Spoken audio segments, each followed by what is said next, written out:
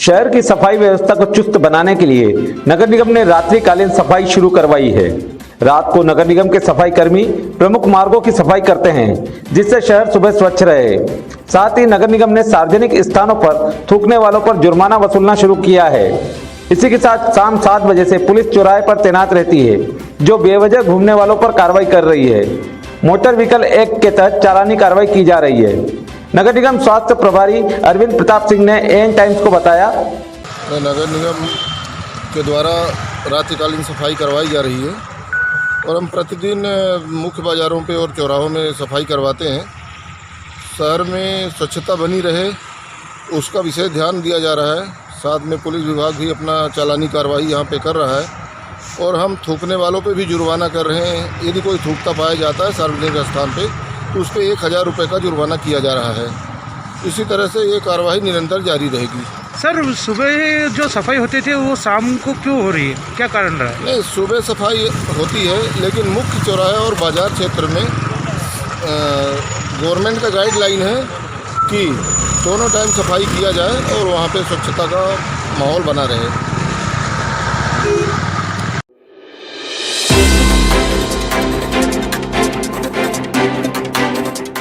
जिला चिकित्सालय की व्यवस्था सुधरने का नाम ही नहीं ले रही है। अस्पताल की व्यवस्था सुधारने के लिए जब भी कोई प्रभारी आता दम भरता है, लेकिन बाद में वह भी हताश हो जाता है। प्रशासन ने अस्पताल की कमान प्रभारी अधिकारी बनाकर सौंपी है, जो सिर्फ निरीक्षण तक ही सीमित रहती है। इस जिला चिकित्सालय में मरीजों को समय पर ना तो दवाइयां मिलती है, न ही जांच होती है और शासन की स्वास्थ्य योजनाओं का लाभ लेने के लिए इतने चक्कर लगाने पड़ते हैं कि व्यक्ति स्वयं बीमार हो जाता है।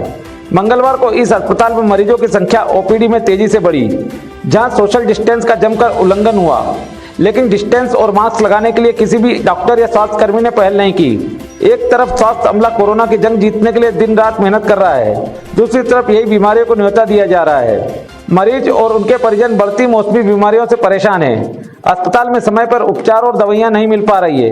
वहीं दूसरी तरफ भर्ती मरीजों की और भी कई तकलीफें हैं और ना तो पानी की व्यवस्था है, ना पंखे भी शोपीस बने हुए हैं। यहाँ इलाज करवाना सिर्फ मजबूरी ही है। अस्पताल की व्यवस्था बेपटरी होने से मरीज और परिजनों में आक्रोश ही पनपता जा रहा है।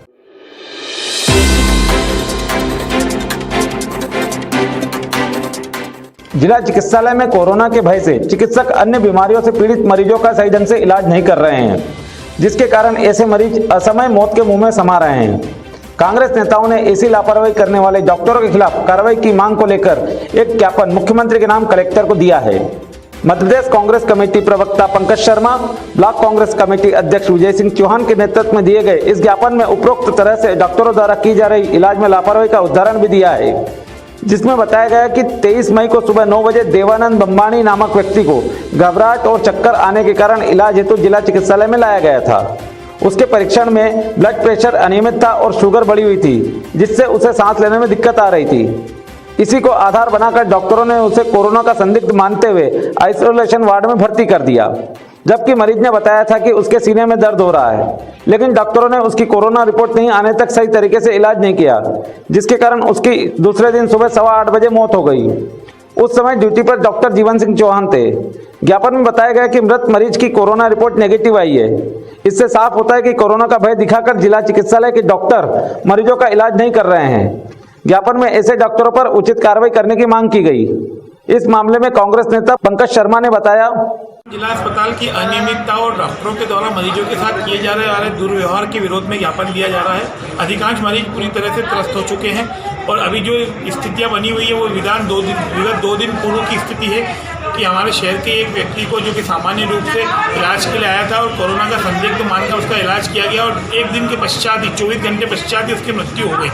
तो कहीं ना कहीं डॉक्टरों की कोरोना के प्रति भय होने के कारण प्रॉपर मरीजों का इलाज न कर पाना और डॉक्टरों की लापरवाही आज हमारी ये स्थिति बनी हुई है। मुख्यमंत्री महोदय से निवेदन है कि जिस तरह से उज्जैन के अंदर आरडी गाड़ी अस्पताल की ये स्थिति बनी हुई है, वही स्थिति इस समय रतलाम शहर के अस्पताल की भी है और यहाँ अधिकांश डॉक्टर जो है पूरी लापरवाही से इलाज कर रहे हैं। कौन से डॉक्टर है जिनका नाम वगैरह कुछ? देखिए, सबसे बड़ा प्रश्न चिन्ह तो यह है कि जिस व्यक्ति के सीने में दर्द हो रहा था, पसीना बह रहा था, घबराहट हो रही थी, उस व्यक्ति को सर्वप्रथम जिला अस्पताल द्वारा सबसे सबसे पहले उसको आईसीयू में लिया गया और अचानक क्या मालूम क्या निर्णय लिया गया कि उसको आईसीयू से उठा करके और आइसोलेशन वार्ड में डाला गया। मेरा ये कहना है कि जब ऑन ड्यूटी डॉक्टर को रात को 11:30 बजे जीवन चौहान साहब से मैंने संपर्क किया तो सर्वप्रथम तो उन्होंने ये कहा कि कोरोना पेशेंट है, कल रिपोर्ट आएगी, उसके पश्चात इसका इलाज प्रॉपर चालू हो पाएगा। उसके पश्चात उन्होंने अपने एक असिस्टेंट को भेजने की बात की और मेरे द्वारा आग्रह करने पर उन्होंने कहा कि ठीक है मैं खुद आके देखता हूँ, पर वो खुद भी आके उन्होंने देखा नहीं, बल्कि कम से कम 50 फीट की दूरी पे खड़े होकर के उन्होंने सिर्फ रिपोर्ट्स के आधार पर उसका इलाज कर दिया। इसके कारण वो पेशेंट रात भर तड़पता रहा और अंततः सुबह 8:15 बजे उसकी मृत्यु हो गई। एक सामान्य रूप से चला हुआ पेशेंट जो चलकर आया था अस्पताल में, कहीं ना कहीं डॉक्टरों के अंदर कोरोना का भय होने के कारण मृत्यु की ओर अग्रसर हो गया। ये कहीं ना कहीं एक अत्यंत दुख की बात है। 44 वर्षीय नौजवान व्यक्ति की मौत होना जिला अस्पताल के डॉक्टरों की नाकामी को साफ दिग्दर्शित कर रहा है। ब्लॉक कांग्रेस अध्यक्ष विजय सिंह चौहान ने बताया, आज हम लोग कलेक्टर मैडम के पास शिवराज सिंह जी को एक ज्ञापन देना आए हैं। हमारे मित्र देवानंद बम्बानी जो कि शनिवार के दिन सिविल अस्पताल में सीने में दर्द एवं सांस लेने में तकलीफ को लेकर भर्ती कराने गया था। मैं स्वयं गया था। वहाँ पर डॉक्टर डामोर साहब ने ईसीजी और उनकी बीपी लेने के लिए लिखा और ईसीजी और बीपी लेने के बाद में डॉक्टर मंडलोई ने उनको आईसीयू वार्ड में शिफ्ट करा। पर न जाने नर्स तो हमारे को बताती है कि आप इनको यहाँ से आइसोलेशन वार्ड में ले जाएं। हमने पूछा क्या हुआ तो उन्होंने बताया कि इनको कोरोना के लक्षण हैं, इस हिसाब से यहाँ पर इनका इलाज नहीं होगा, आप इन्हें आइसोलेशन वार्ड में ले जाएं। आइसोलेशन वार्ड में भर्ती करने के पश्चात उनका इलाज में ढंग से नहीं किया गया। रात्रि 11:30 बजे लगभग उनके अचानक तबीयत बिगड़ी।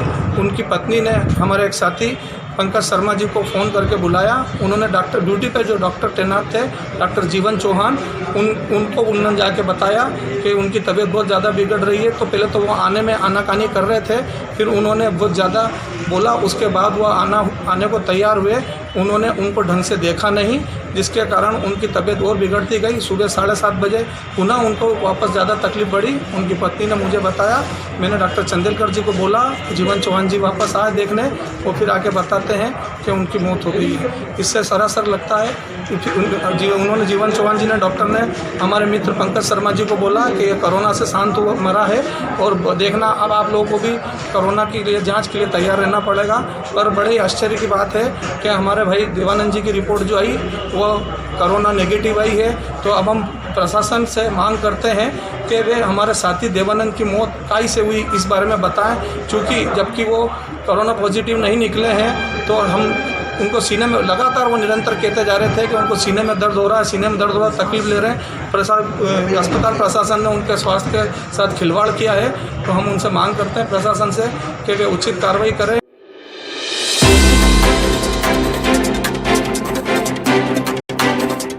अपना पूरा जीवन धर्म और लोगों की सेवा के लिए न्योछावर करने वाले सिखों के 5वें गुरु अर्जुन देव जी का 26 मई को बलिदान दिवस मनाया गया। न्यू रोड स्थित गुरुद्वारे में हर साल इस दिन छबिल लगाकर शरबत का वितरण तथा गुरुद्वारे में लंगर का आयोजन होता है। इस मर्तबा लॉकडाउन के नियमों का ध्यान रखते हुए ठंडे दूध के पैकेज का वितरण किया गया। वहीं लंगर प्रसादी घर घर जाकर दी गई। सिख समाज के ज्ञानी श्री मान सिंह जी ने बताया, उन्हीं की याद में 1606 में और आज हमने वो गुरु अर्जुन देव जी की शहीदी दिवस है। रतलाम गुरुद्वारा सिंह सभा के अंदर हमने इस चीज़ को यूँ बड़ा करीबन यहाँ पे 500-700 आदमी जिनका हम गुरु का लंगर जिसको हम भंडारा कहते हैं, गुरु का लंगर यहाँ होता है। तो क्योंकि प्रशासन की मान्यता रखते हुए है हमने बड़ी सादगी से मनाया। सुबह 8 से लेकर 9 बजे तक सुखमनी साहब का पाठ उपरांत एक गुरु ग्रंथ साहब के पाठ की समाप्ति करी। 15-20 मिनट हमने शब्द कीर्तन इस तरह करके 25-30 आदमी हमारे इकट्ठे हुए और उसके प्रसाद हमारे यहाँ मीठे चावल का प्रसाद और मीठे दूध का प्रसाद और जो कड़ा प्रसाद बांटा जाता है उसको बड़ी सादगी से बांटने के बाद सभी से निवेदन किया कि आप बड़े प्यार से अपने अपने घर में जाएं और जितना भी हो सके गुरु का धन्यवाद करें। और ये बड़ी बड़ी सादगी क्योंकि प्रशासन का ध्यान रखते हुए हमने ये आज का गुरुपुरब आज का जो है शहीदी दिवस मनाया।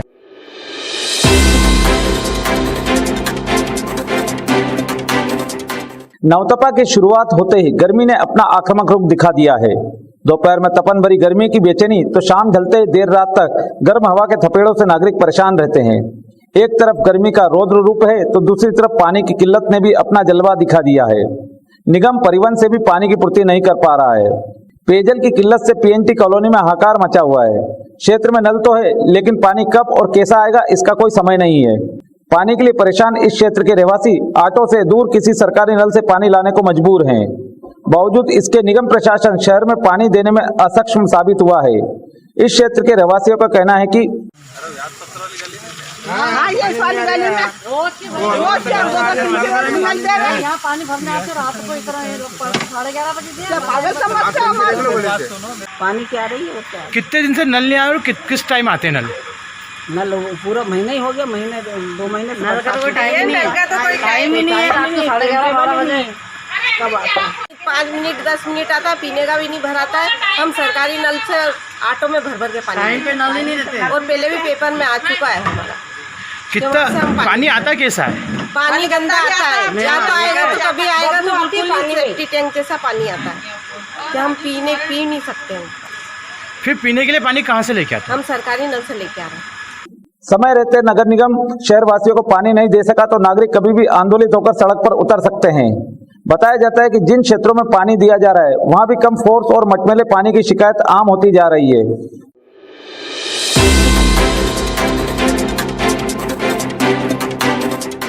जब शहर में शराब और अन्य दुकानों को खोलकर कारोबार शुरू किया जा सकता है तो मंदिर क्यों नहीं खोले जा सकते हैं?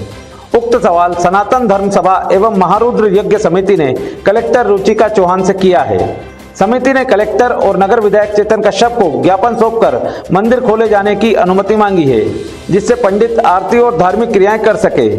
समिति ने ज्ञापन में कहा है कि कोरोना को ध्यान में रखकर सोशल डिस्टेंसिंग का पूरा ध्यान रखा जाएगा।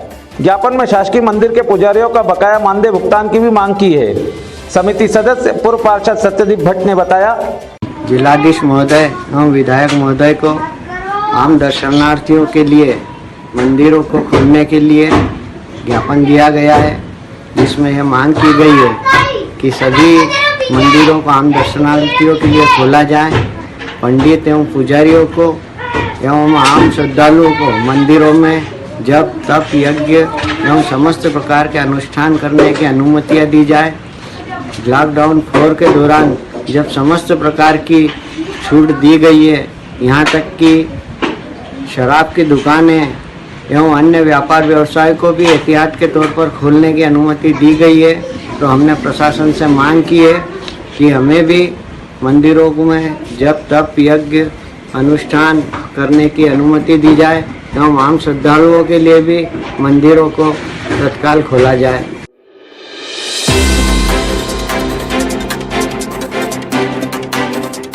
समाज के जरूरतमंद विद्यार्थियों को समाज के सहयोग से पुस्तकें निःशुल्क उपलब्ध करवाने के लिए दृश्य वेलफेयर सोसाइटी द्वारा बुक बैंक की शुरुआत की गई है। संस्था उक्त बुक बैंक स्थापना का प्रयास पिछले 3 वर्ष से कर रही थी। पिछले 3 वर्षों में संस्था की इस पहल से हजारों विद्यार्थियों को पुस्तकों का वितरण किया जा चुका है। संस्था में सभी युवा सदस्य हैं और संस्था के सभी सदस्यों ने सभी बच्चों के माता पिता से अपील की है कि कक्षा 1 से 12वीं हिंदी और अंग्रेजी माध्यम की पुस्तकें, चाहे वह MP बोर्ड की हो या CBSE की, संस्था को उपलब्ध करवाए। इन पुस्तकों का लाभ शहर के जरूरतमंद विद्यार्थी ले सकेंगे। संस्था ने पुस्तकें देने और प्राप्त करने के लिए व्हाट्सएप नंबर पर मैसेज करने के लिए नंबर भी जारी किए हैं। नंबर इस प्रकार हैं 6260515436, 8226008550, 9617169197। संस्था अध्यक्ष नवोदित बैरागी ने बताया कि हमारी संस्था का नाम दृश्य वेलफेयर सोसाइटी है। ये विगत 4 वर्षों से रतलाम शहर में सामाजिक कार्यों में अपनी भूमिका निभा रही है। बुक बैंक हम 3 वर्षों से संचालित कर रहे हैं, जिससे अभी तक हम हज़ारों बच्चों तक शहर के बुक्स उपलब्ध करवा चुके हैं पूर्णतः निःशुल्क। इस साल भी हमने ये अभियान शुरू किया है, क्योंकि लॉकडाउन की वजह से अभिभावक की आर्थिक हालत काफ़ी ख़राब हो चुकी है, क्योंकि वो 3-4 हज़ार रुपये के मतलब कोर्स जो आ रहे हैं CBSE स्कूल और इंग्लिश मीडियम स्कूल के, वो खरीदने में असक्षम है। तो इसी हिसाब से हमने बुक बैंक शुरू की है, जिसके तहत हम बच्चों से जो क्लास पास आउट हो चुके हैं उनसे पुस्तकें संग्रहित कर जो बच्चे नेक्स्ट क्लास में जाने वाले हैं उन तक हम उपलब्ध करवाएंगे। और इस अभियान में लगभग शहर के 70 से 80 युवा जुड़े हुए हैं हमारे साथ, जो 18 से 25 वर्ष की आयु के हैं और सभी सोशल वर्कर से जो प्लांटेशन और हमारी संस्था के बहुत सारे कार्यक्रम जो चलते हैं।